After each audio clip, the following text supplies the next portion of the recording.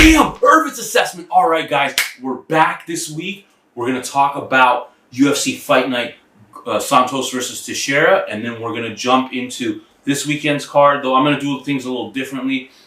I'm really only going to go over for the main event in UFC Fight Night is Dos Anjos against Felder now. It was supposed to be against Makayev, but Makayev pulled out for an injury. And then I'm going to go over the boxing fight this weekend with arguably the number one pound-for-pound guy. I mean, I know people, I said that before with Lomachenko, but that was on my list. On other people's list, the other guy that was number one, they had, if not Lomachenko, was Terrence Crawford. So we're going to go over that. All right, so we're going to go over the fight night first. So remember, I had went over 4 fights. One didn't happen. The one that didn't happen was Ian Heinisch against Brendan Allen. Heinisch tested positive for COVID literally, I think, the day of the fight. So they had to scrap it completely. Maybe it'll get rescheduled at another time. They didn't really say. So that fight didn't happen. So the first fight I went over was in the women's strawweight division. It was number 4, Claudia Gadelha, against number 8, Yan Zhuolan from China. So the first round looked good for Claudia. She takes Yan down, but she really didn't do much. And Yan had better striking. And she was even being active from the bottom. Like, she was trying to throw elbows at Claudia, whatever. So Claudia held her down. I think she won the first round. It was pretty evident there. Well, in the second round, Yan makes a good adjustment. What she does is she starts throwing the jab more. And because of her throwing the jab, Claudia couldn't really go for that takedown. It was completely stifled her there. And so Yan was just picking her apart on the feet. She did that again in the third round. She wins a unanimous decision. It was so she won 2 rounds to 1 because remember, like I said, she lost the first round, wins the next 2 rounds. So a huge win for her. I think that will bump her up to number 4. I mean, if she wins, I think one more fight against one of the top 3 ladies, title shot. I mean, that's really, I think that's the only route for it to go for her. But I mean, she has the pace. She still looked fresh after 15 minutes, while Claudia looked burned out. I think Yan has the type of fighting style that could last for a full 5 rounds, if need be, for like a championship fight or a main event. But she needs to work on her takedown defense a little bit. I mean, again, she got taken down in the first round and it worked the next 2 rounds. But, if you go against somebody that's a stronger grappler, could affect it there. All right, so the co-main event, remember, was in the heavyweight division, was former champ Andrei Arlovski against Tanner Boser. Now, I thought Boser was going to win because, him being the younger guy, Arlovski being 41, didn't really think any much of it. And in the first round, Boser looked okay. He still was being very hesitant, but he won the first round. He outlanded Arlovski. But in the second and third round, you could see Arlovski landing the harder shots. Boser was just kind of kicking at the leg, but you could always see he was more hesitant. He did land, but you could see the effect was different. It was, Arlovski definitely had the power punches. You could see, because when he would hit, Boser would go back, and it didn't happen the vice versa. So Arlovski wins by unanimous decision.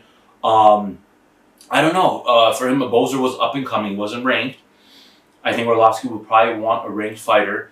I think he feels like at 41, he wants to make one more last push, because heavyweight is not really a deep division, and usually it's funny because the older guys usually succeed more in heavyweight than in the other divisions. So we'll see. Maybe Arlovski will get a top 15 guy next. And in the main event, now this was fun and this had title implications. It was in the light heavyweight division. It was number 1 ranked Thiago Santos coming back from major surgery against number 3 Glover Teixeira. Now, remember, Teixeira was on a 4-fight winning streak. This was interesting. This was a really good fight. It was back and forth, back and forth. I mean, I was just like on the edge of my seat because in the first round, Santos hits Glover, hurts him, and you're like, oh man, this fight's going to be over really quickly. Glover recovers, takes him down, and starts working on some ground and pound. Crazy. You're like, dude, he was just seconds from being knocked out. And then he reverses it, and then he's doing damage on Santos.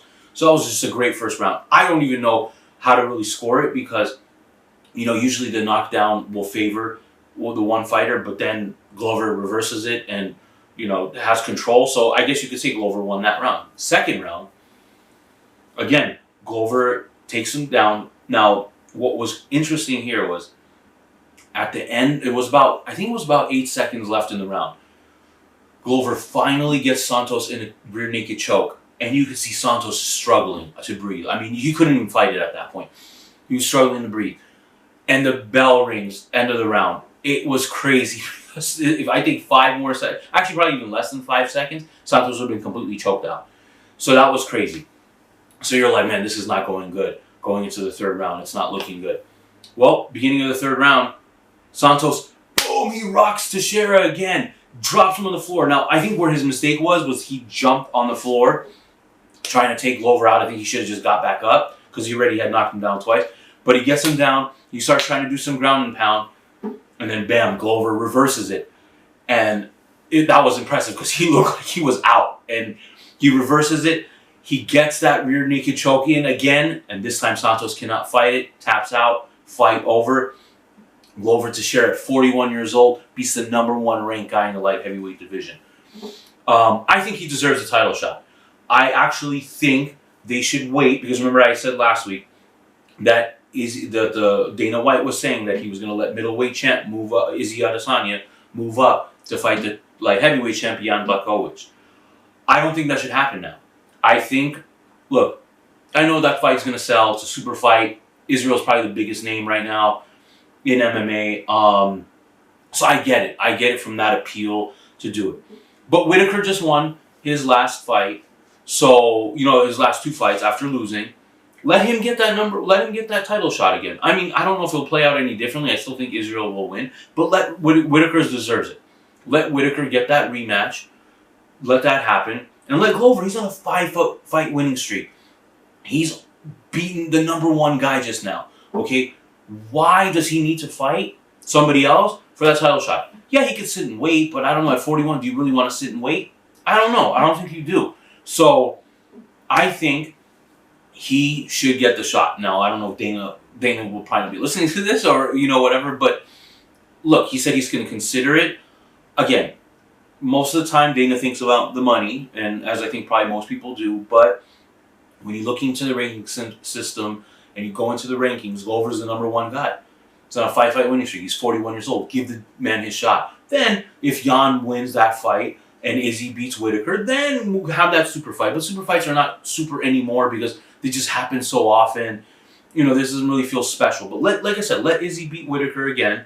Let Jan fight Glover. And if they win, then set it up. Make that happen. Then it'll build even more excitement. To me, that's what I think. So, that was good. All right, guys. So, there was a fight on the preliminaries that I didn't go over. But the reason why I wanted to show this to you guys, and just be warned, if you are squeamish, do not look at what I'm about to show you. Just fast forward, turn your eye away. I don't know, just something. This is how brutal this sport is. This is just the brutality that these fighters deal with, the stuff that they deal with. It's just insane. So it was Max Griffin against this new guy, Ramiz Brahimaj, making his debut in the UFC. In the 3rd round, he's getting pretty beat up. Griffin hits him with an elbow in the ear. And this dude's ear is hanging literally by a thread. It looked like by a thread. I don't get really squeamish by stuff, but this made me squeamish. So I'm going to show you guys the picture. There's going to be a video and a picture. So like I said, if you're squeamish, look away. If you just want to see it because you're like, wow, this is crazy what these guys deal with. And even the guy himself even said, afterwards, they interviewed him a couple days later. He was like, it's nothing. It's a flesh wound. Nothing serious. This is how crazy these guys are. Not crazy in a bad way, just crazy because these guys are so tough. Because in other sports, you wouldn't be able to deal with stuff like this. They would just be out for God knows how long, or they would just be on the floor rolling around. Like, I love soccer, but if this happened in a soccer game, these guys would be out for the whole year. But they would lose their mind during a game. This guy wanted to continue fighting. The ref had to stop it. So yeah, here's the video, guys. Here's the picture for you guys. All right.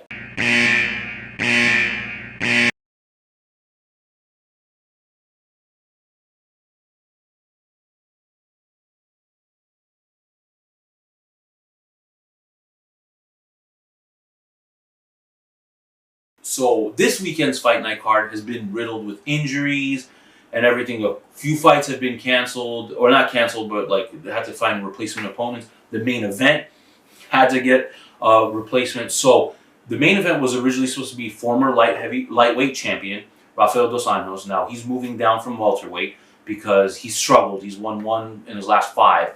So He struggled, so he's like, you know what, let me go back down to lightweight. He was supposed to fight Islam Makhachev. Now, if you don't know about this guy, trains with Khabib. Everybody kind of says he's like Khabib 2.0, and he has power. So, you know, I was looking forward to really watching him fight to see if this is the guy that, you know, could be the new Khabib since Khabib's retired. But he, I think, got a staph infection, so he had to pull out. So Dos Anjos was like looking for an opponent. He wanted Michael Chandler, who's just signed over from Bellator. He didn't want to come do the fight, and I don't blame him. I mean, it's on a short day notice, and plus he wants a bigger name. I get it. I mean, because Dos Anjos was a former champ. You know, he's not ranked in lightweight. He's number 12 in welterweight. So Paul Felder. Now check this out. Felder has been doing a lot of announcing lately. Now he does fight. He's an active fighter. He lost his last fight by split decision to Dan Hooker, which you could kind of say, I think a lot of people thought he won that fight. So he was supposed to actually do the announcing for this fight. And he said, you know what? I want to fight. Let's do it. Impressive. The balls on that guy. I mean, that's why I love MMA fighters. They're just so tough. They just go for it. I don't know if he'll make the weight. It might be hard because I don't know what his walking around weight is. And, you know, I don't know if he had time to make lightweight. I'm gonna go with Rafael Dos Anjos in this fight. I think the move that I think he'll be big for the lightweight division. Was a former champ. He has struggled lately, but I don't know with Felder taking the fight on a few days' notice. He's tough. Felder's really tough, and it's gonna be a good fight. And honestly, it could go either way. But I'm just gonna lean towards Dos Anjos there. I think he'll pull it off, but it should be a fun fight because Felder does put on fun fights there. All right, and then in boxing. All right, so you have Terence Crawford, who's I would put him number 2 in the welterweight division. I think Errol Spence is the number 1 guy in that division. So I do not have Crawford as like the number 1 pound for pound guy like a lot of people do. He's fighting former champ Kell Brook. Now, Kell Brook's a great fight. Kell Brook beat Sean Porter a few years ago. You know, he's a champ.